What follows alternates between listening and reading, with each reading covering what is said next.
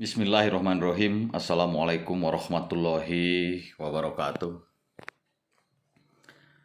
Sahabat-sahabat, adik-adik mahasiswa yang kami hormati, kami banggakan, kita berjumpa kembali di materi kewarganegaraan dan Pancasila.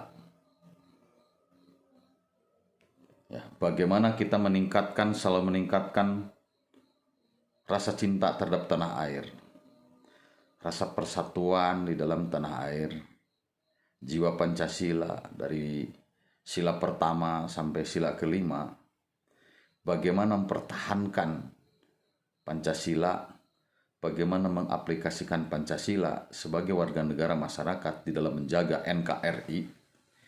Inilah menghadapi tantangan yang sangat berat di dalam kondisi negara sedang dilanda musibah penyakit, yaitu COVID Corona. Sekarang bulan Juli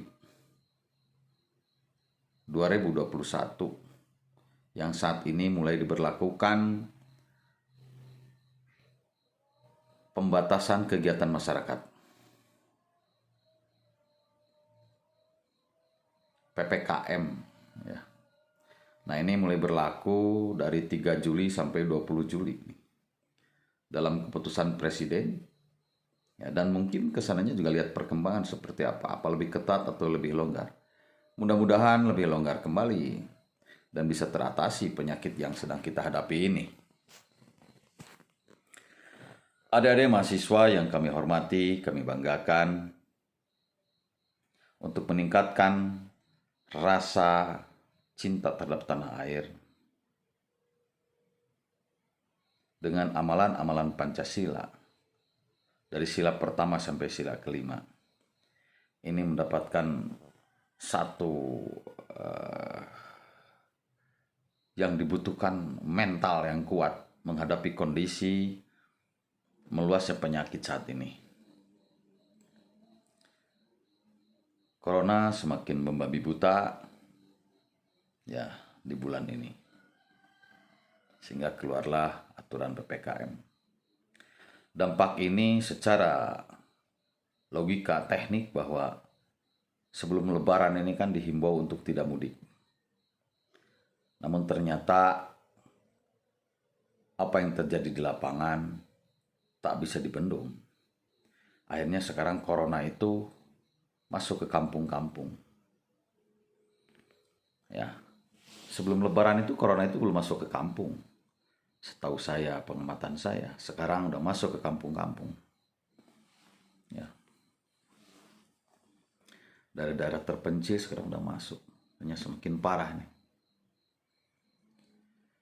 Sahabat-sahabat mahasiswa, ya, mari kita tingkatkan kewaspadaan, kedisiplinan, wawasan bagaimana mengkontribusikan diri sebagai warga masyarakat di dalam ilmu kewarganegaraan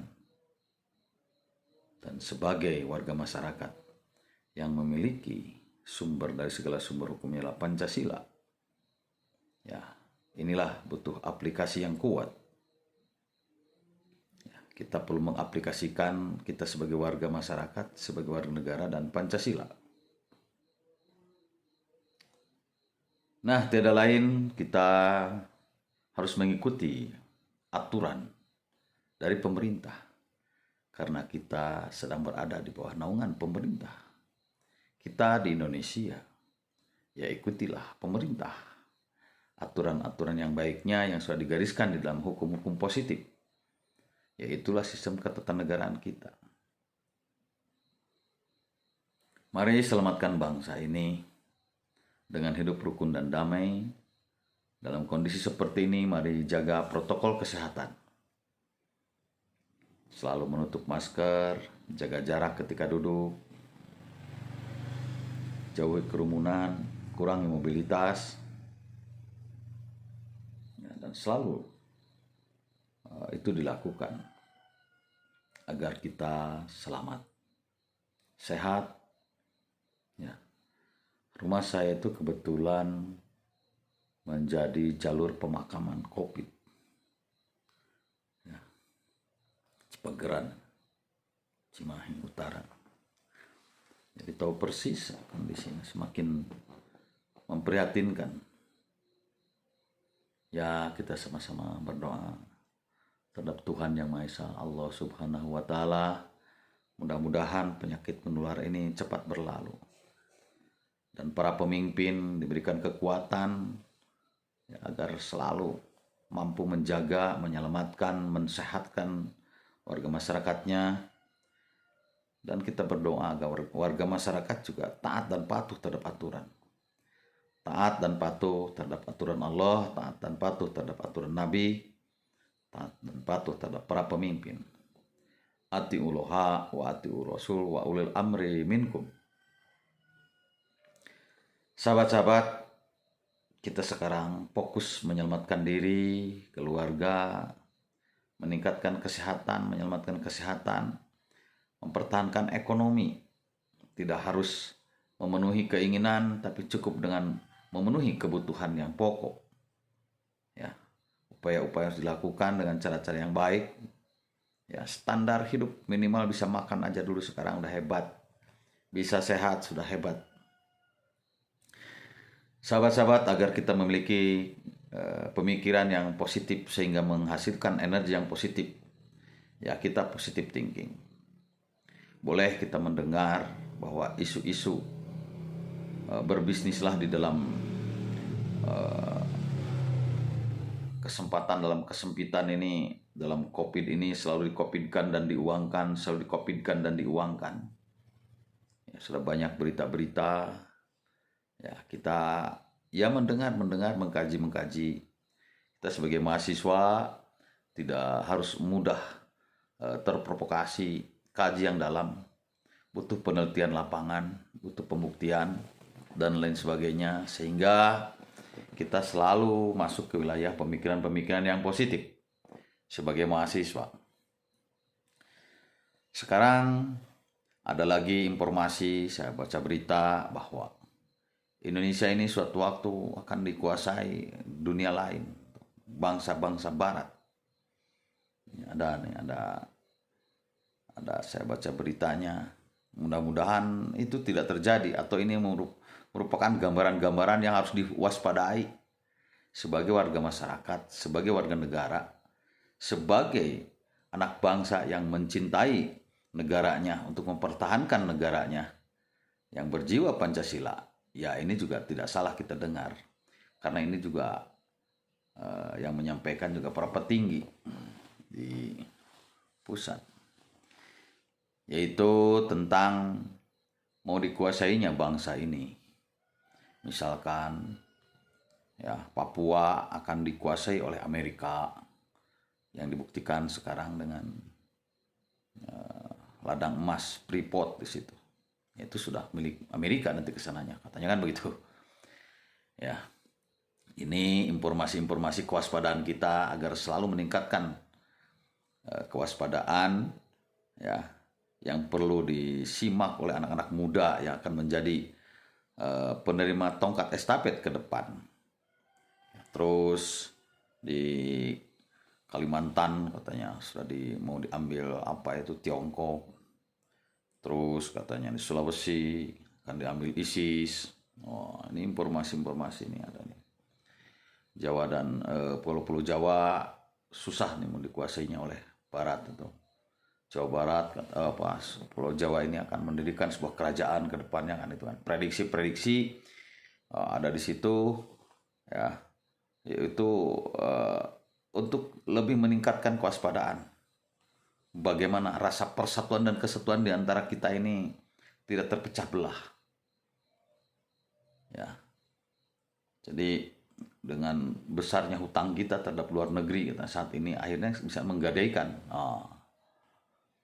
Bagi mahasiswa tidak harus ganjil mendengar itu, tapi lebih kepada jadikan penafsiran yang hebat agar kita bisa menjaga bangsa ini.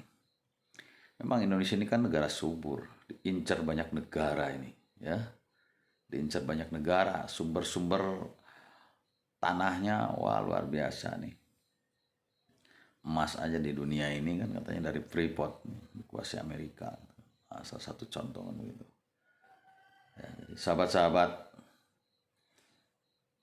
tetap kita dengan logika yang cermat, ya, bahwa bagaimana kita mempertahankan bangsa ini, bagaimana kita mengaplikasikan Pancasila ini, bagaimana mengkontribusikan diri kita terhadap bangsa ini sebagai warga negara.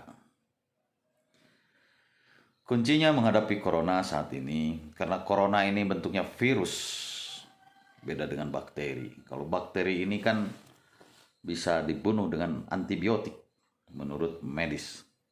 Kalau virus ini kan susah terbunuhnya, dan setiap tubuh itu menurut para ahli dokter ini kan ada virus. Hanya virus bisa dilawan dengan kekebalan tubuh. Virus bisa dilawan dengan imunitas tubuh yang kuat. Kebanyakan yang meninggal sekarang kena COVID itu kan juga kebanyakan yang sudah menyimpan penyakit di dalamnya.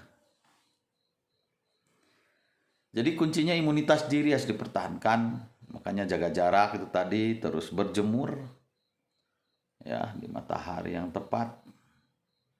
Ya itu.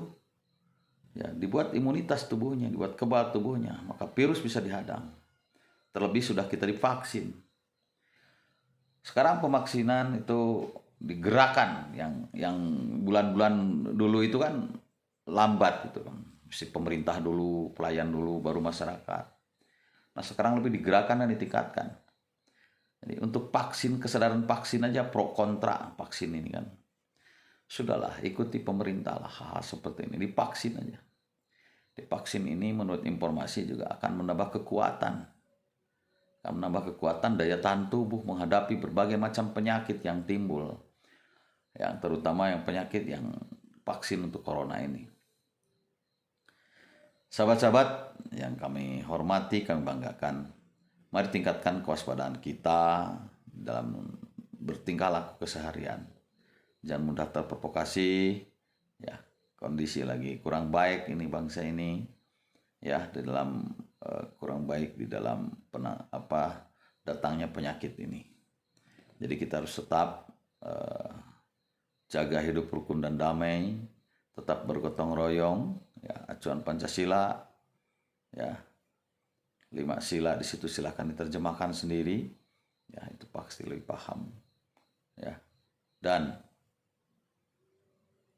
kita jaga persatuan dan kesatuan bangsa ini. Hati-hati karena sekarang terancam dalam kondisi COVID ini, bisa mengancam ekonomi, kesehatan sudah pasti, keamanan dan sebagainya. Kita harus waspada. Harus waspada, jangan sampai ya semuanya tidak terukur. Itu dulu sahabat-sahabat yang bisa kami sampaikan di dalam pertemuan kali ini. Intinya bahwa pendidikan kewarganegaraan dan Pancasila itu harus benar-benar mampu diaplikasikan dalam kondisi saat ini, kondisi masalah penyakit, ya, dan seterusnya. Jadi kita harus benar-benar menafsirkan dengan baik, positive thinking dan seterusnya. Itu dulu. Mohon maaf barangkali ada hal yang kurang berkenan. Wassalamualaikum warahmatullahi wabarakatuh.